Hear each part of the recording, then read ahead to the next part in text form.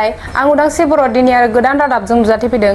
दिनैनि गिबि रादाबानो जादों गाहाय मन्थ्रि नरेन्द्र मदिया UAE आव दावबायहैदों। बे समाव बिथाङा मंगलबार खालि UAE नि हादरगिरिजोंबो लोगो हमदों आरो दरनै हादरनि आयदाफोरनि सायाव सावरायदों। फारसेथिं मुलुग सरकार शिखर सन्मेलनाव गाहाय मन्थ्रि मदिनि बिबुंथिनि सिगां बुर्ज खलीफायाव guest of honour republic of इन्डियाजों जोंखांदों। दुबाइनि crown prince Sheikh Hamdan bin Mohammed बिन राशिद अल मक्तुमआ गाहाय मन्थ्रि मदिखौ गोसो गुदुङै बरायो। बिथाङा बुंदों दि दरनै हादोरनि गेजेराव गोख्रों सोमोन्दो थानाया मुलुगनां हेफाजाबनि थाखाय मोनसे मडेल महरै खामानि मावो। UAE नि क्राउन प्रिन्सआ हांख्राय हरनाय बायदियै गाहाय मन्थ्रि मदिया दुबाइआव खुंनो गोनां मुलुग सरकार शिखर सन्मेलन 2024 आव मानगोनां आलासि महरै बाहागो लागोन आरो शिखर सन्मेलनाव मोनसे जर'खा बिबुंथि होगोन। एक्सआव मोनसे पस्ट खालामनानै लेङाइ हादरगिरि शेख हमदान बिन मोहम्मद बिन राशिद अल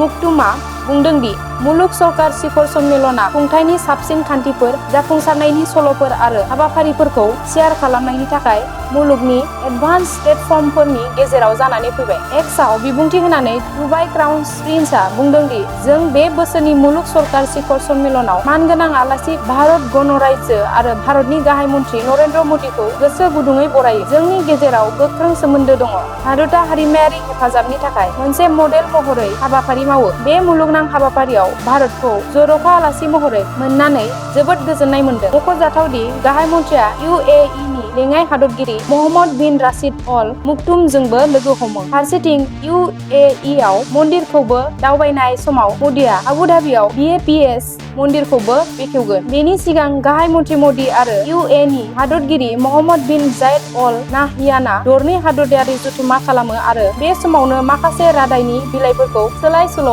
खालामो। गाहाय मन्थ्रि मदिया गावनि बिबुंथियाव UAE नि हादरगिरिखौ फंबाय होननानै गिबियावनो बिथांखौ दोहौ गोनानै बरायनायनि थाखाय गोरबोनिफ्राय साबायखर बावदों। बेजों लोगोसेनो बिथाङा बुङोदि थांनाय 7 दानाव बिथांमोनहा खेबबा लोगो मोनबाय, जाय जोबोद मख'जाथाव। गावबो 7 खेब बैयाव थांनायनि खाबु मोनदों। जाय बायदियै दरनै हादरआ मोनफ्रोमबो बिथिङाव आवगायलांगासिनो दङ, बिब्दिनो मोनफ्रोम आयदाफोराव भारत आरो UAE नि गेजेराव जुथाइ शेयारिंबो दङ।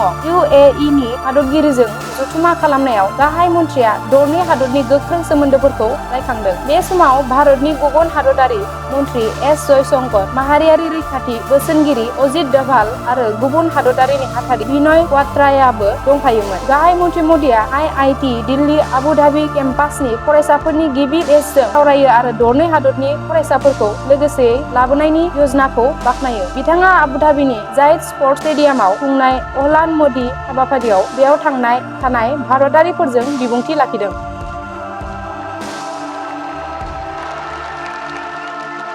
साथियों, आज हमारे साथ minister of tolerance his excellency Sheikh Nahyan भी मौजूद है।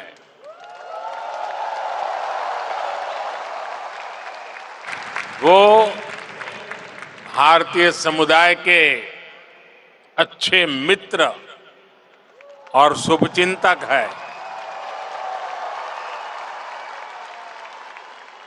भारतीय समुदाय के प्रति उनका स्नेह सराहनीय है। दिनैनि रादाबा एसेनोसै। गोजोन्थों।